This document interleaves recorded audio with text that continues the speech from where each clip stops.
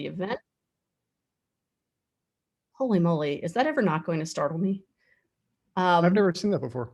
Yeah, it really, well, our university requires like a loud consent with recording. So okay. Yeah. So now everybody knows, including people in possibly other parts of the world who also heard that. Welcome to our May event, rescheduled because the whole city froze and most of us didn't have electricity back in, was that February? Yeah. It was. So this is part 2, the rescheduled edition of Together, the Essential Fusion of Culture and Design, with our guest, Justin Dower, who we are delighted to have coming to us from Chicago. Just a couple of little business things to get out of the way before I introduce him. So our announcement for this month is basically that we're going to be doing a portfolio review for our June event. And we welcome folks to submit portfolios anonymously. You can get in touch and have your portfolio reviewed anonymously next month by a few hiring managers in the area who hire for UX, or you can do it with your name attached, whatever your preference is. So the way to get in touch if you'd like to participate anonymously or with your name attached to your portfolio as someone who's reviewed for the portfolio review is to just email at uxpahouston@gmail.com. That's one word. And as always, if you'd like to get involved in the board, you're welcome to email us there as well. So this event will be available on our YouTube channel after. You can find us by just searching on UXPA Houston or HUXPA, of course. Yeah, we are looking for board members. We really welcome everybody at all stages of careers in UX and related fields. If you think you have ideas for events as well, we're always soliciting. So please see the meetup page if you'd like to join our Slack community, and look for us on Facebook as well. Okay, I'm going to switch over. I think that's all the business. So portfolio event next month, look for it and come even if you're not being reviewed to see some portfolios in action. Okay, so I'm going to go ahead and read part of the bio, which is, as I always say, never weird at all for the person whose bio I'm reading, but we'll get through it together. So yeah, Justin wrote the celebrated book, Cultivating a Creative Culture, speaks internationally on culture and design, and is the Vice President of Human-Centered Design and Development at BSwift.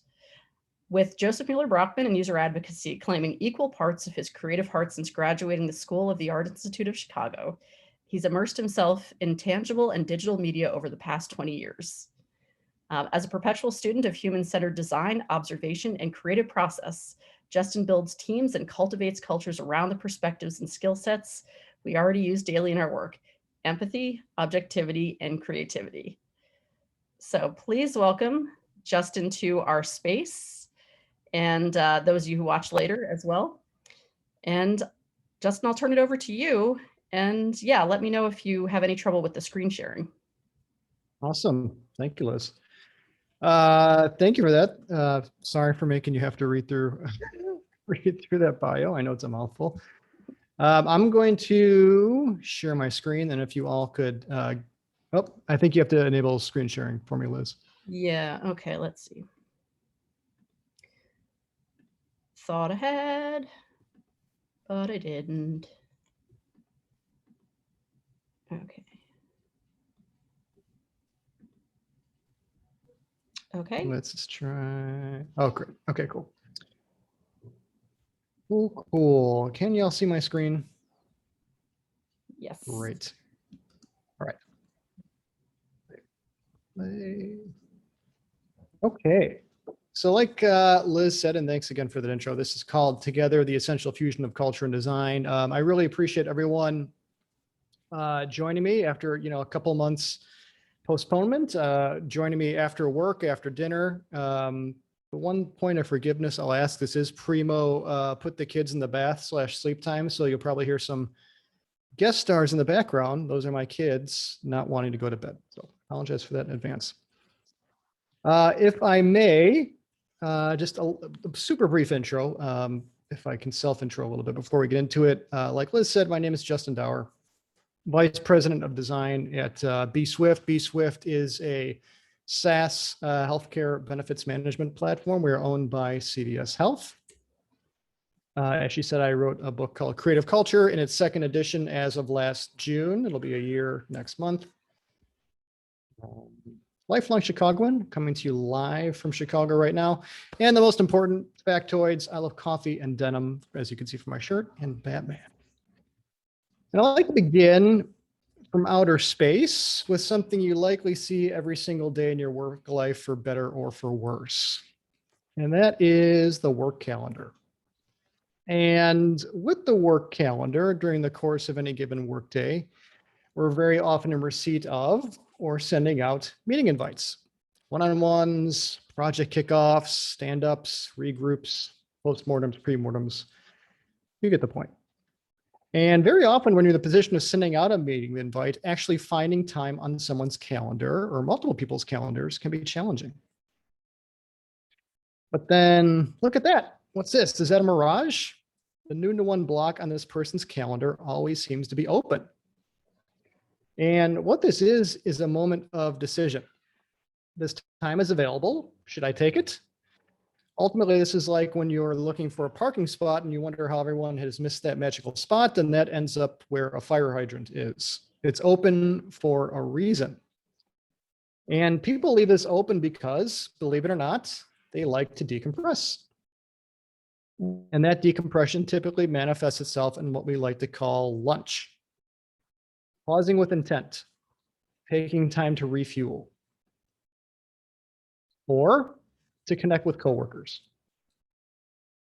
or to go for a walk, or to do whatever they want. It's their right. It's a human right.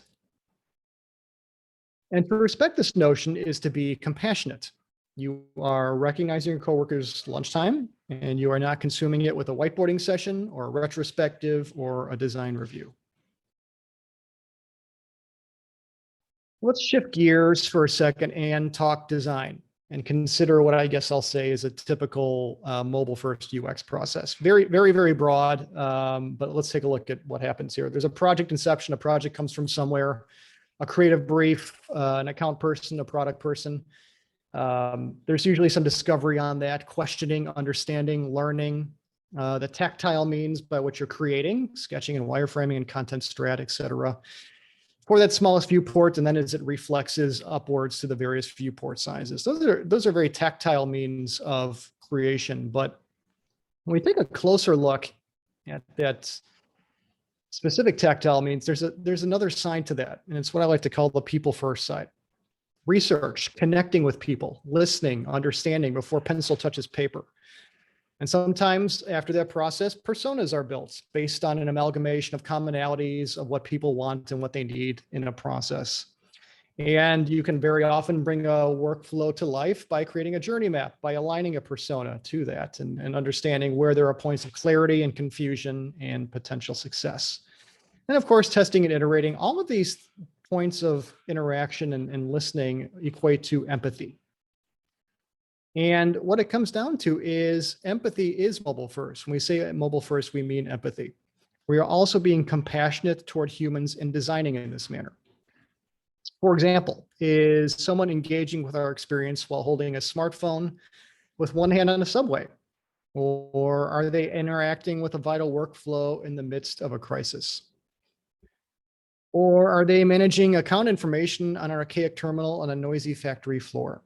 The possibilities of where meeting people are at is factionally infinite. And let's get even more micro for a second and think about why we do often create personas in UX design. And across discovery and user interviews and research, we're putting ourselves in the shoes of others to understand what they want and how they feel. We're trying to build empathy for those we're creating for. And personas are given a quote soul through discovery and user interviews and ultimately bring a journey map to life in the same manner. So that was a little bit all over the map. Why am I talking about a calendar or lunch or design process or personas all in the same 5-minute block? The reason is that there's an intrinsic synergy at play here: empathy and compassion, both in cultural interactions as well as the manner in which we create. Compassion toward our coworkers and teammates and those we're creating for in our design process. At the end of the day, it's all about being people first. And the notion of being people first has an innate synergy between design process and ultimate product and office culture and empathetic interactions, to the benefit of both dynamics and to people both inside and outside the office. Those touch points are identifiable and exploitable. It's a benefit to those we're designing with and those we're designing for. And yes, this is about basic human decency, treating others the way you want to be treated. It's that old formative lesson from our grade school days about putting yourself in the shoes of somebody else.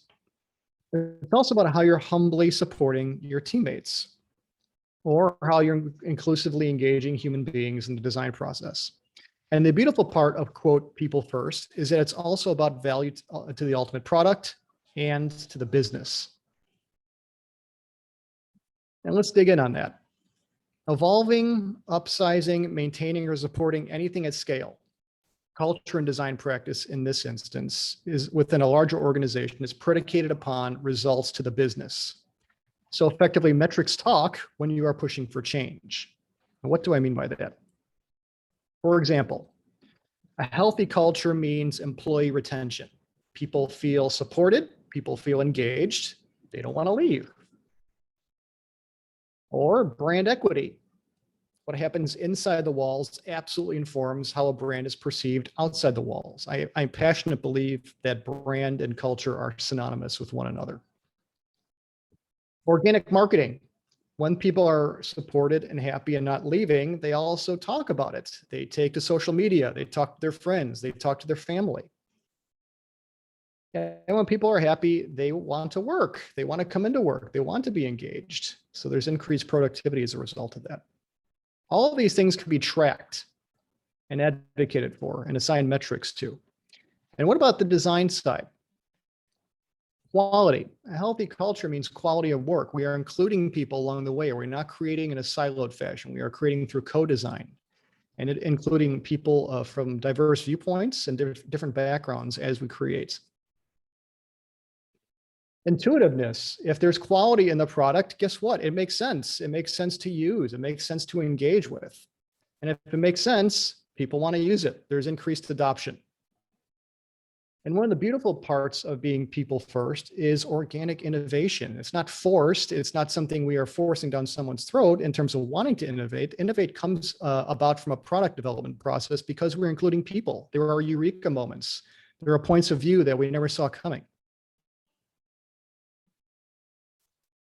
So empathy and compassion as a leverageable synergy between practices process is just one example about how being unified in a people-first manner is incredibly valuable to the product, the process, and to the business.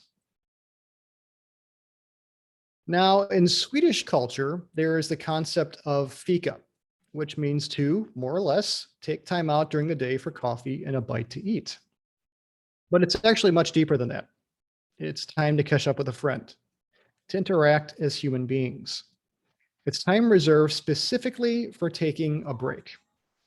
And fika is such an important thing to Swedes, in fact, that it's often built into many employee contracts. It is the definition of what I like to call pausing with intent. Now, Drip is a magazine that covers coffee culture globally, and their Stockholm edition aptly put it. Quote, fika is the thread that weaves Swedish social customs together, and it's the ultimate nod to the idea of slow living. In our fast-paced world where we are constantly on deadline or planning our schedules around meetings and events, we crave opportunities to slow down. Swedes actually embrace those opportunities. So fika is about slowing down. the act of pausing with intent during a typical day and making time to have a dialogue with someone. So as a coffee snob, of course, a good cup is very important part of that.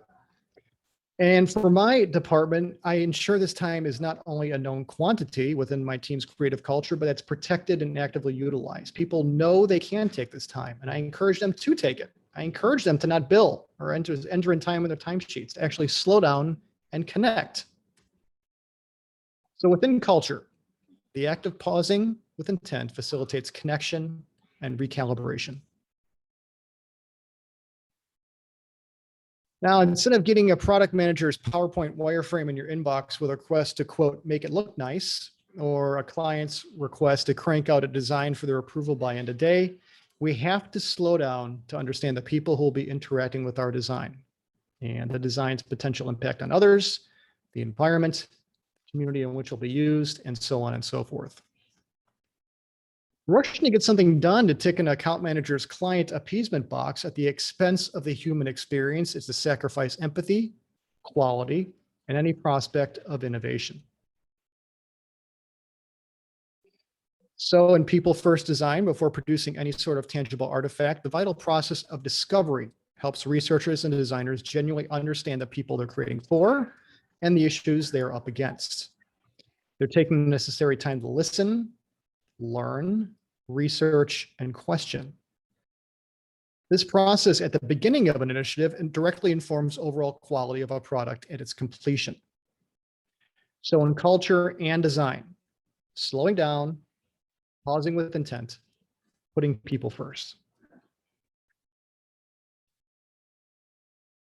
Now, let's assume all these folks are vaccinated, considering how close they're sitting next to one another. But when we think about the process of onboarding a new hire, typically businesses ask their new employee to start on a Monday.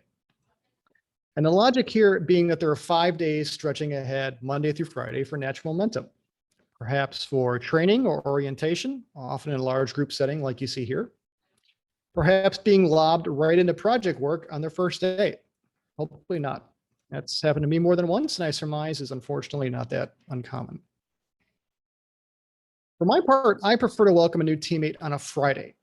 So a different kind of momentum is produced. It is an energy culled from putting the individual first and making the welcoming experience personal over clinical. The dynamic then is less cattle call and more one-on-one dialogue driven. And teeing up the weekend right after is no coincidence. As we discussed earlier in the leveraging of personas and their application to a journey map, giving a, quote, soul to the process. And I like to call this Friday the new day one. And we can give a soul to the process of welcoming a new teammate by treating them like a human being. And to that end, I like to break the new day one into 4 distinct parts. Acclimation. When somebody joins the business, pretend we're back in our office, I'm not on my phone playing words with friends, or I'm not checking email, or I'm late for work. I am there to greet them at the door. We've all been that person on their first day when you walk in and you don't know anybody. And people have formed their cliques and they're talking by the coffee machine about what they saw on Netflix, or people are milling around and you don't know anybody. And that whole momentum of signing on the dotted line is lost in that point because you feel disconnected and small. So I'm greeting someone at the front door. I'm shaking their hand. They've entrusted me with their evolution in their career, and I'm showing them around. You can get coffee here. Here's the mother's room. Here's where we meet. And we go back to our desks. And, you know, it's not at that point where I'm saying, do we have a laptop for this person? Can somebody blow dust off this keyboard? No, their computer's there. It's set up. It's ready to go. There's very often a note from the team side, welcoming them aboard. Again, establishing that human connection right away and putting names to faces so that they're not just a name in a CC chain, an email. And after that, we do something, you know, pretty predictable. We go to lunch, you know, standard fare. That's not rocket science. But, you know, come lunchtime, I'm not saying, should we find some place to eat? Is there anything open? And then we get there and it's like too loud to eat. No, we're going to lunch with a place that has reservations already. Everything's set up. We've been there before. So we know that when we get there, you could actually hear the other person talk and we're not struggling to hear one another. After that, we go to a coffee shop and we talk about inspiration. I'll get back to that in a second. And at the end of the day, when we wrap up, usually about 3 or 4 o'clock, is the reflection portion of the day. And again, by doing this on a Friday, there's that different momentum. I want people to go into the weekend directly, and rather than go into a Tuesday and have a week span before them. And to think about a first day that was hopefully unlike anything that they've experienced before. But the key part to that first day is what I want to focus on. That's the inspiration portion of the day. And when we are at that coffee shop, we will talk shop, we will talk process, we will talk client work, we will talk about tools we use or tools they need to help them do their best work. And at the end of that dialogue, there's always a common question that I ask this new teammate. And that is to take me someplace in the city that inspires them. And, you know, we're all in our respective big cities right now. And when I ask this new employee this question, reactions are varied. Sometimes I get a deer in headlights look. Sometimes I get an immediate answer. Sometimes I get no answer at all. And if that's the case, I have something teed up where we can go for a common aspect of inspiration. But more often than not, they do take me to locations. For example, on the left side of the screen, this is some graffiti on the side of the subway in downtown Chicago. And on the right side of the screen is a view of the skyline of Chicago from the southern part of the city. Or a very specific detailed view of some flowers through the trees in a park that's near the office. Or the Field Museum in downtown Chicago. And we're not just going to these locations and I get there and I'm like, oh, this is a cool view. Okay, let's go back to work. No, it's about going deeper than this. It's about the spatial dynamics. This yields insight into someone's drive and passions and creative process far more than a portfolio of work could ever yield. It's about the personal experiences that transcend the surface level and help shape who they are and why they do what they do today. For example, observation. This person who pointed out this bit of graffiti had told me that they would drive past this very specific part. It's about a half block of stretch of land where their partner would be driving them to work in the morning. And they would always watch for this very specific piece of graffiti within maybe like a 6-second window. Observation, empathy. This employee who took me to this part of the city had told me that they came here to think during a life event where they were in banking.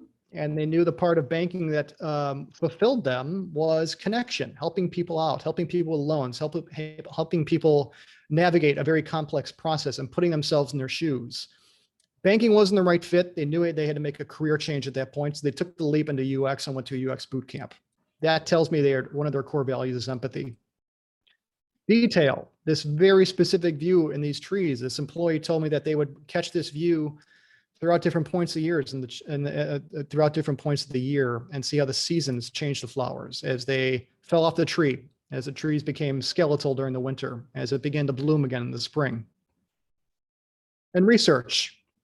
As a researcher who took me to the Field Museum told me that their parents used to take them there when they were younger, and they loved puzzling over the archaeology and the dynamic of puzzle solving and how research yielded an answer at the end.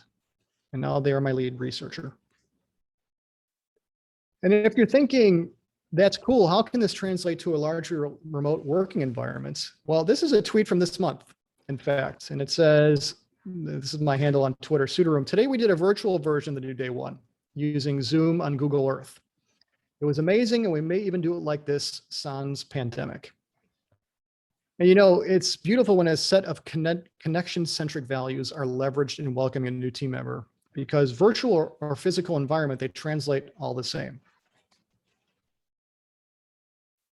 So the new day one concept evolves an employee's first day from formulaic and sterile into directly personal and custom.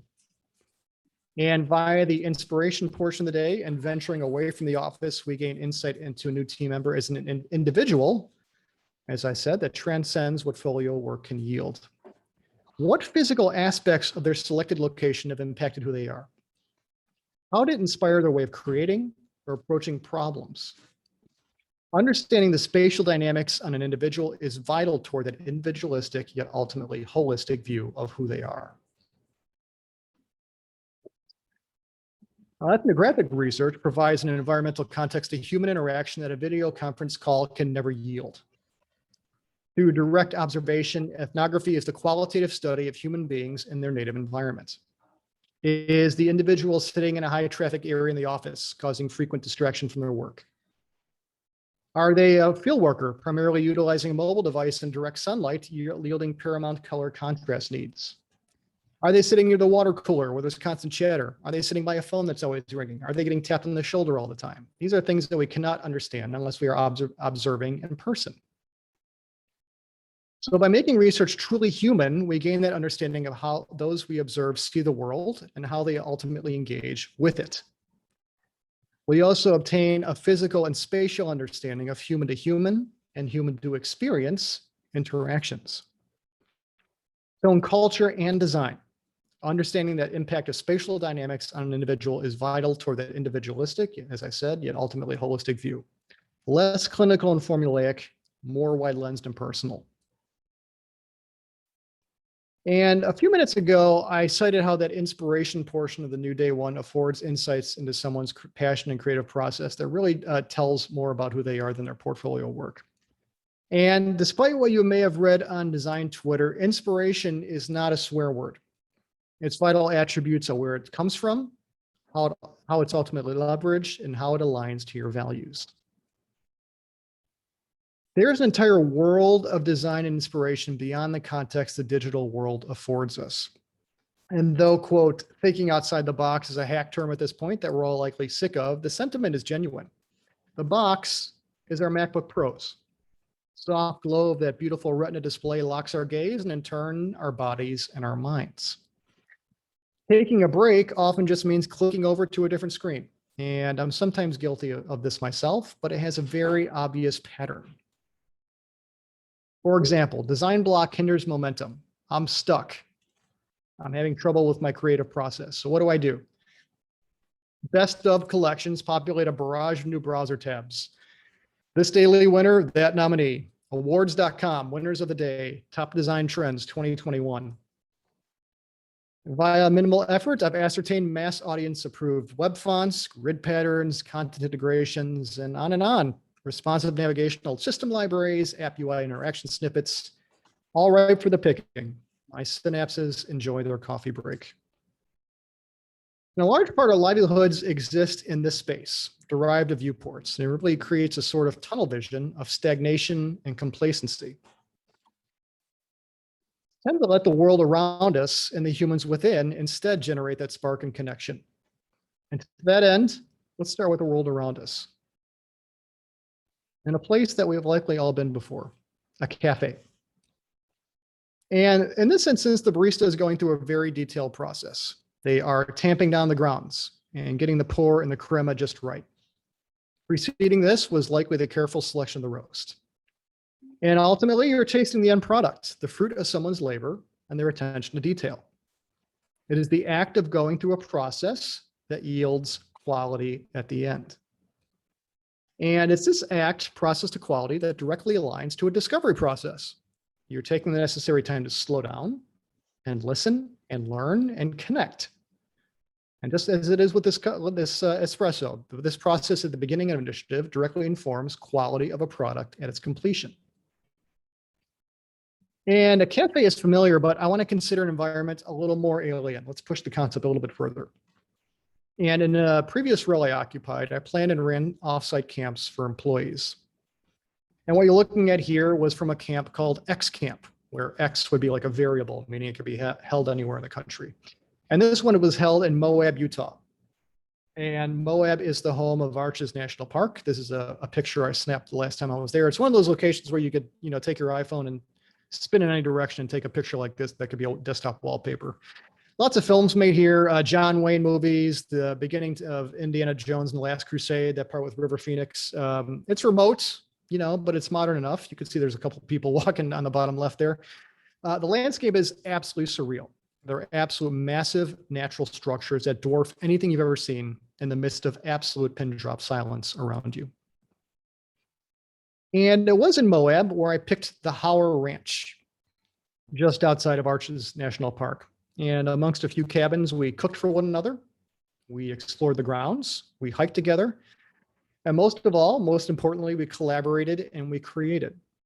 The wireless, absolute garbage, but that was by intent. I wasn't taking people there to play Fortnite or to watch Netflix. We were there to connect with one another and be inspired by the environment. And the first day at X Camp wasn't spent designing. Instead, I planned a hiking excursion to what is called the Fiery Furnace. where as a team plus a guide, we explored nature and observed shape and form, and we collaborated amongst that very alien terrain. And when we weren't hiking or exploring, we workshopped against our core issues in our process back at our business back home. And one afternoon, I sent a couple of developers walking across the horizon away from their laptops where they drew database diagrams in the Utah sand with their fingers. But it truly wasn't all fun and games. We worked, we collaborated, we formed teams across varied levels of seniority and discipline. And just as when you run a workshop, varied levels of seniority and discipline inform diverse thinking. And that was the exact intent here. The intent was to build something we could use and leverage back in our respective offices. And artifacts were produced. For example, the sketch of an HR app to streamline calendar submissions and document uploading. And an internally facing cultural statement document. We were in the process of being acquired by a larger holding entity at that point, and people were nervous. People were concerned. How is my cultural identity going to be homogenized? Or how does it maintain? What is our identity at all? People need to get that out. People need a catharsis. People need to purge. And a list of quality of life improvements and the subsequent effort involved to attack them. This connection between people and environment and team yields people returning to their home offices recharged and refueled. Invigorated and inspired by their global coworkers, they acted as living embodiments of the culture. The projects worked on at X Camp continued as formal entities once we were back at our desks, which kept the momentum going. And teams functioned more effectively, having worked toward common goals and made deeper personal connections. People whose names were just CC names in a email field before, they were now people now. You knew who they were. You knew what their problems were in Creative and where they were stuck and where the procedural issues were. What this equates to is that being people first yields design and business value. And in an environment that inspired us, we also inspired one another as a team. And that is a valuable concept, inspiration by people. And though this locale was unique, consider your daily commute and things you might see along the way. For example, while walking to work, suppose you see this guy. And this fancy pajamaed fellow is likely heading to stop a criminal or hold up a bridge or probably do something pretty darn important. But what is he doing instead? He is pausing to take time and to help someone with directions. A stranger. He's likely been that stranger at some point, and this is a clear, spontaneous moment of empathy. And the beautiful thing is, these moments are all around us. All the observation-centric inspiration we've discussed at this point, be it spontaneous or curated, has direct leverageable value toward the quality of our design work. Training ourselves on how to document these moments to be processed as fuel is where the magic begins and the value is derived. Now, recently I was invited to speak in Sweden at international agency Futurist's Design Day. And Futurist has offices across Europe and Scandinavia, including Helsinki, Tampere, London, Berlin, Munich, Stockholm. And for this event, they flew all of their designers from all their locations into Stockholm. And Design Day was a varied program of inspiration from people representing different media. There was an image maker and a publisher, an award-winning sound designer, an entrepreneur dedicated to representing Muslim women and shaping thought and acting as a tool for cultural change, and yours truly. And in addition to speaking on the methodologies of my book, to kick off the day's events at 2 a.m. Chicago time, no less, so I probably remember half of what I actually said, running a workshop on harnessing and leveraging inspiration was my contribution to the afternoon program as well. And as designers and researchers, we have an implicit requirement to observe the human beings we're creating for, connect with them, and engage them in our process and our design. And this very exercise that I'm going to walk through can be run in the comfort of your own workspace to help your team train their eyes and develop some simple, effective observation-based habits. And as much as this was about the Futurist team training their eyes and minds, it was also about the human connection, people sharing their stories and organic dialogue. This broke down barriers for many who had never met each other before, having just arrived the previous day, or heck, even having spoken the same language. That said, let's take a look at how this workshop can manifest. The framework nets out something like this. And this is a sample map journey, or a journey map, if you will, of a person's day, from commuting to work, to pausing at a cafe in this example, as you'll see in a minute. Coffee is a running theme in this talk, to the process of creation and design back in the office. And in the buckets for commute and pause, I wanted people to cite something they had observed, and then the next column, what their takeaway was from that observation. So for example, as we saw with Spider-Man, pausing to give directions to the observation, the takeaway from that, the value, is empathy. Where the magic happens in the creates column on the right, the columns shift a bit. Takeaway is redubbed fuel, and that fuel is directly associated to opportunity where it can be leveraged. I know that's a little funky. I'll walk through how that unfolds with actual examples in a second. The large circles at the top of the screen were intended to be the home of visual interest for this exercise because I had to engage people after a long morning to stimulate conversation and intrigue. It had to be something tangible, something relatable. And for that intrigue, I leveraged the power of the Lego and a little bit of taste of my home. This is the Chicago Skyline in Lego form. And as you can imagine, pre-building Legos and then putting them in your suitcase for a 12-hour flight didn't work out. I had to spend the first 3 hours rebuilding all this. So this was the city commute, pausing with intent, cafe, and creation back at the office via a desk and a cup of coffee. So let's see how this actually works in practice. Someone pausing to give directions, as we saw with our friend Spider-Man, empathy. I've beaten that one up quite a bit. What about, like I said, we all work in big cities. When you're walking to work, how often do you ever just stop and look up? We're, looking at our iPhones or our watches, or, we're just getting to work as fast as possible. When you look up, there's all that beautiful architecture piercing the sky. What negative and positive space is formed? What is the grid pattern of the city layout? Are we even paying attention to that? Shape and form all around us. How things play off one another. And once we settle down and we get to that cafe, as we saw before, that example of making an espresso, process to quality, as I said with that barista is taking deliberate steps about how they pack filter, how they get the grounds in there, about how they apply the pressure, how they get the crema just right. And while you're waiting for that lovely espresso, it's not always ready. Sometimes you have to sit down for a bit, and there's usually some sort of magazine display there. And it's not, you go to the magazine display and there's, Popular Mechanic, followed by Wired, followed by a comic book.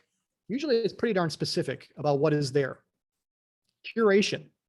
The magazine display is very specifically chosen to give off a certain vibe, to be evocative of the brand, to calm you down while you're waiting for that coffee and you get back on your way for your morning commute.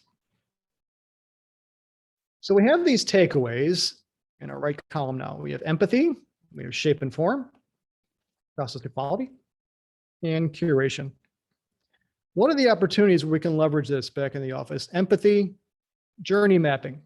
As I said before, when we're going through a workflow and we often apply a persona to our workflow to humanize that based on actual dialogues and amalgamation of commonalities, we're looking to that workflow with a human lens. Where are the areas of complexity? Where can we improve? Where might people be confused, or where might they be frustrated, or where there are moments of delight?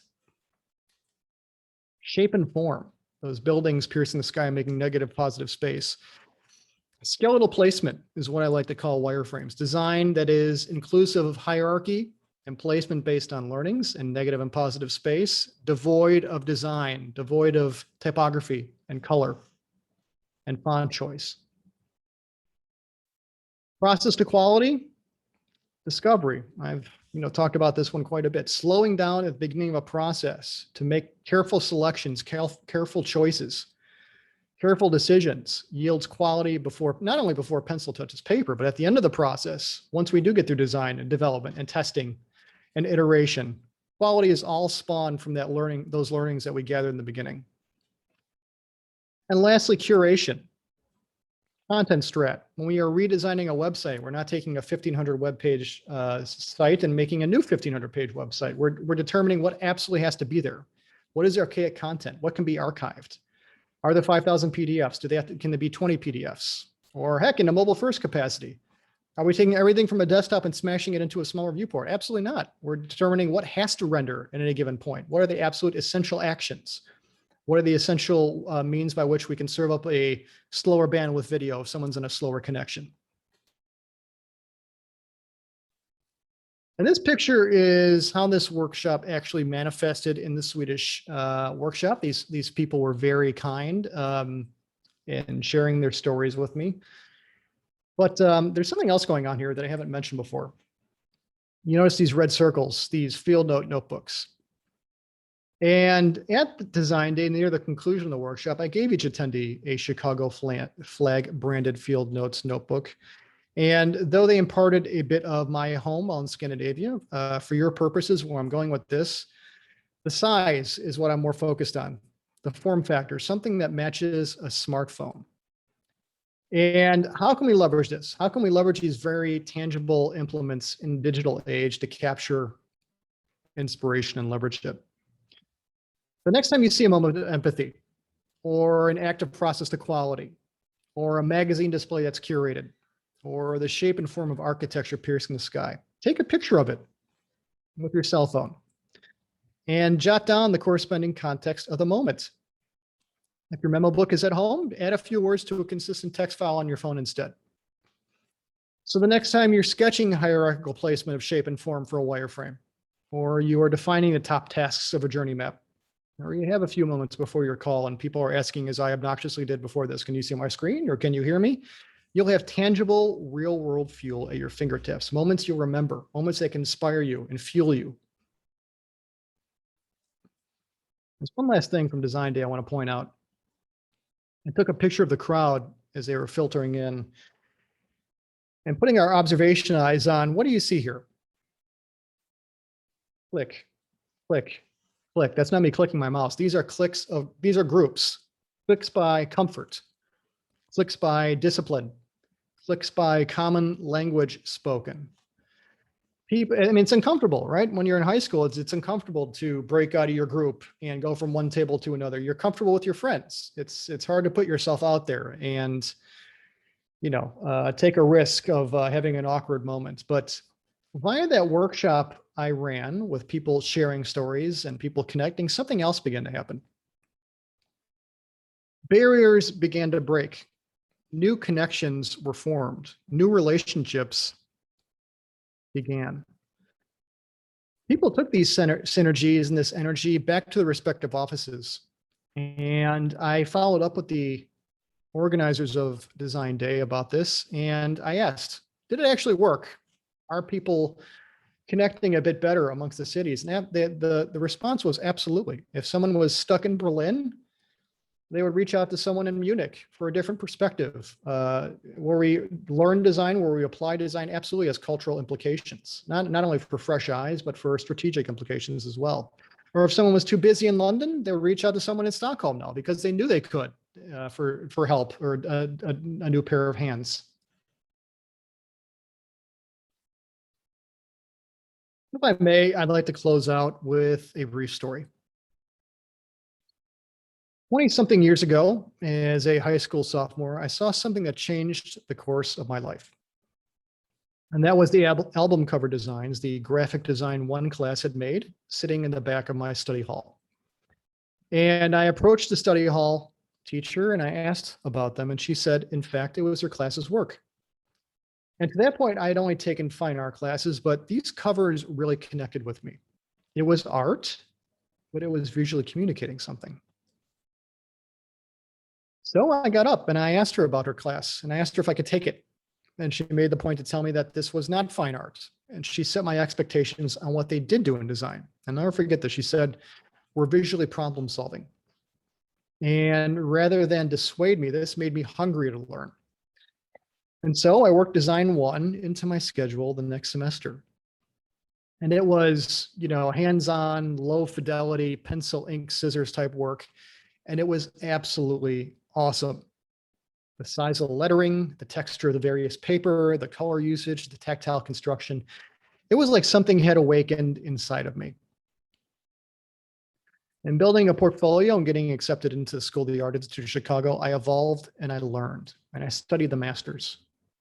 Gropius, Euler Brockman, Suitner, and I began to understand the privilege and the responsibility that are inherent in the craft of being a designer, in communicating, in connecting with people through design. Privilege and responsibility. Those notions are so vital, yet evergreen to our craft and how we connect with other human beings. Formative, yet so intrinsic to what we do. Every decision carries weight and is bigger than us. People who engage with what we build need to be understood, advocated for, and included along the way. And the same goes for the people we're building with along the way, our teammates. And that's what it's all about, folks. People. Putting humans first in our design process and at the workplace yields a successful end product and an endless fountain of inspiration. This is the marketing slide of the presentation. I apologize, but as I said, I released a second edition of my book in June of last year. If you're interested, this is where you can find it. And for my part, I would absolutely value your feedback. If this resonated, if you have questions, if you think I'm full of it, I would love to hear it. I evolve from feedback and I would love yours. That's what I have, everybody.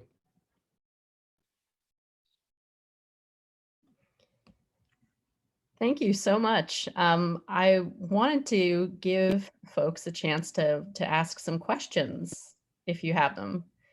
So you can put them in the chat or you can unmute.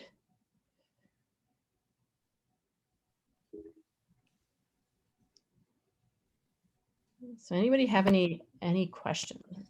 Hi, sorry, can you hear me? I took off my headphones. Sure can. Yep. I'm just curious what inspired you to start, working on this field or this topic?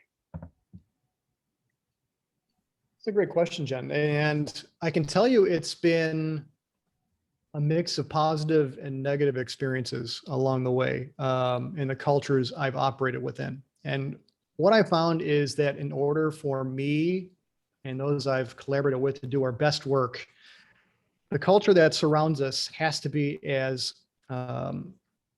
empathetic, compassionate, and supportive as we apply ourselves to the work that we create. What I found is that those commonalities and values along the way, connection, empathy, humanity, challenge. I mean, there's hard days at work, there's good days at work, and sometimes we like being challenged in our work too. Sometimes going through production work and just cranking things out is fine.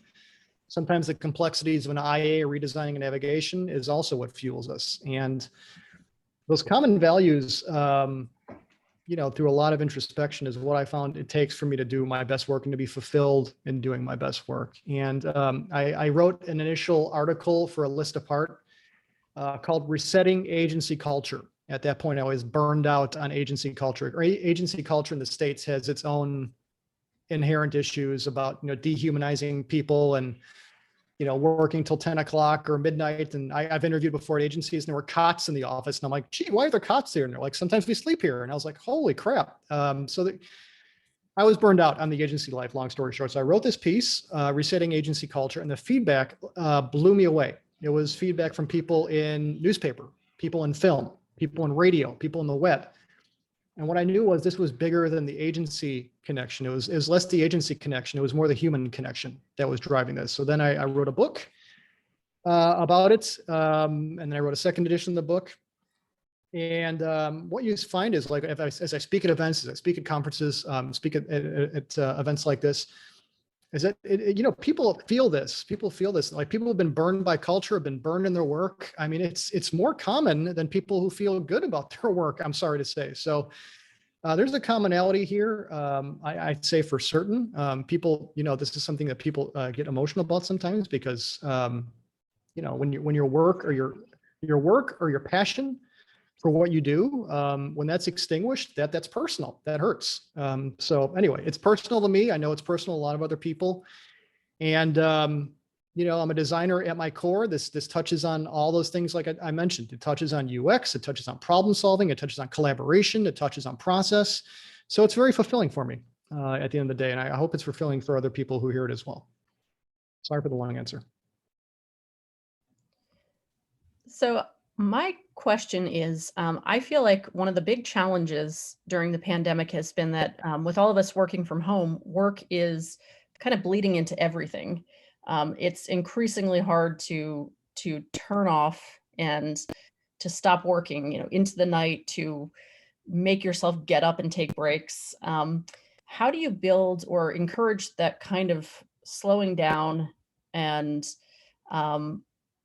taking the coffee break time among teams when you're not all in the same space and you're having to advise people, via video?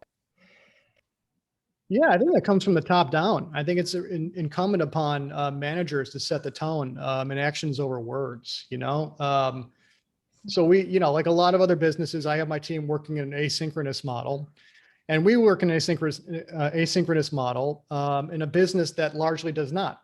They're flexible with their time, but I'm very flexible with my team's time. It's like we have common meetings that I'd like people to be at, design reviews, like the Monday kickoff meeting. And say for that, I don't care when you're at your seat.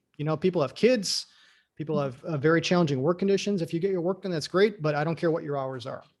So there's that. I encourage people in the morning to take a faux commute rather than the commute from, I'm pointing at my bedroom to my office, which is probably 20 feet.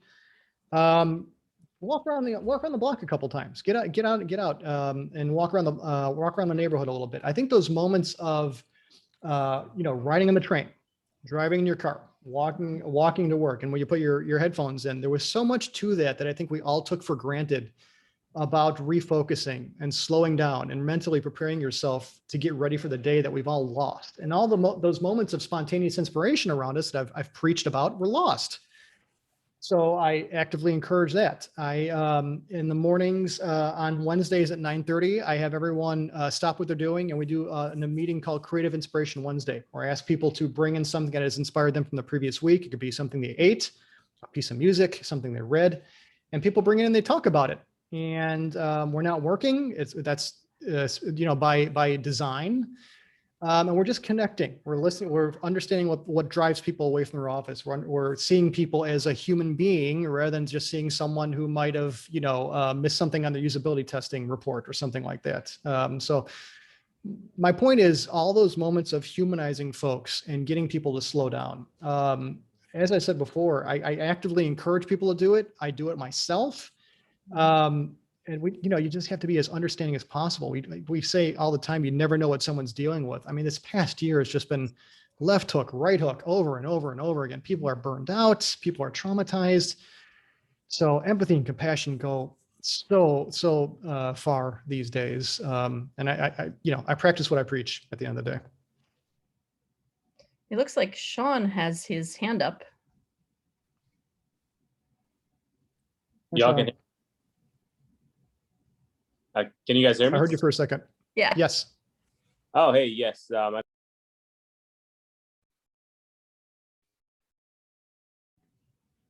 You cut off you're again. muted again. Yeah.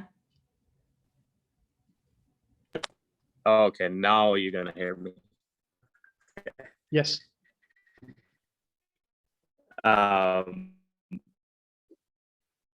Okay, so my question was, I 100% agree with everything that you say about humanizing the design and rather than just making it in your. But my concern, well, some of my ideas, and when the market is really saturated, my concern is getting to market, right? So sometimes getting to the market as soon as possible is the key, right? So getting it right the first time is may set you back, actually, right? So isn't that the case?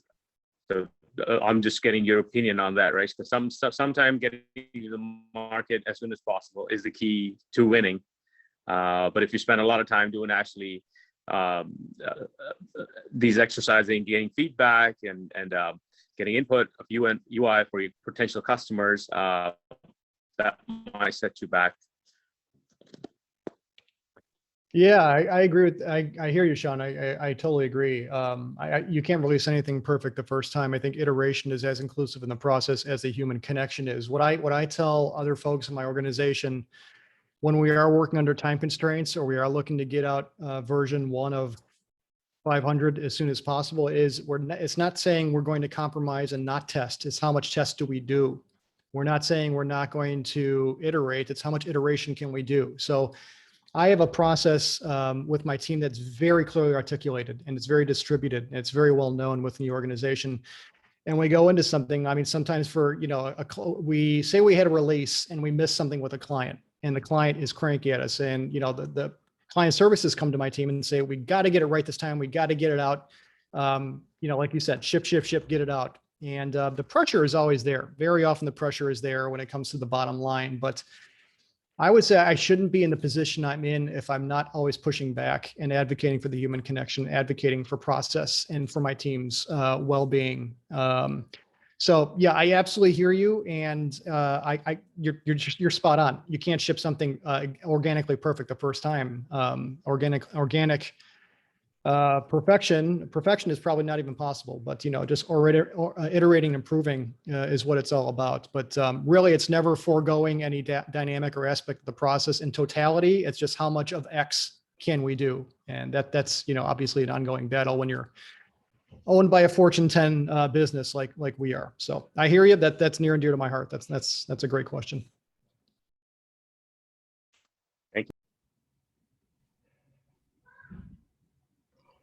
Anyone else before I ask a second question?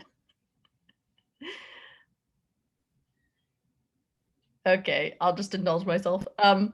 So my second question was, what do you do about, what if the people above you don't have the same perspective on things like, basic work-life balance? What if they're rolling cots into the space? I mean, in my mind, I'm like, well, quit then. But, of course, that's not always an option. So yeah, what do you do if the culture above you is kind of toxic? Yeah, well, you know what? I'll give you two answers.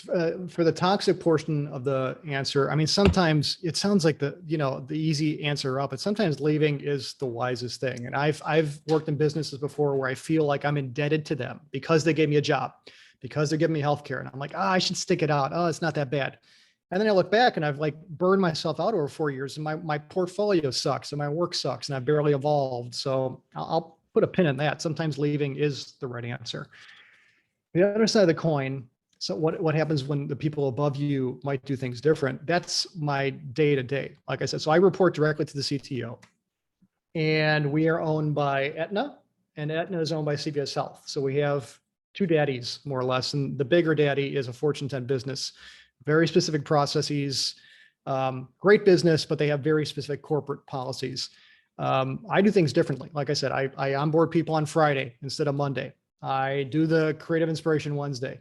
I do the asynchronous working. But what do I have behind that to back that up? Metrics, data, analytics. I onboard people on a Friday. No one's left. Zero attrition. We slow down, during the day, and we do the creative inspiration Wednesday, and we do async working. We hit all our milestones. Our usability testing metrics are sky high. The quality of our work tests incredibly well. Our WCAG analyses are always incredibly high because we're taking time to slow down and talk about accessibility all the time and not just crank out. So you can, I think if you strategize and slow down and think it through, you can more or less assign metrics and trackable analytics or data to anything. And if I get questioned about it, or my boss gets questioned about it, I can go and say, look, I'm doing things a little differently, but look at this, look how this tracks, look at this. So it feels good, or it's the right thing to do. I've learned only gets you so far, but when you have data and analytics to back it up, then people are like, okay, maybe there's something to it. So that's been my approach. Thank you. Yeah, any other questions?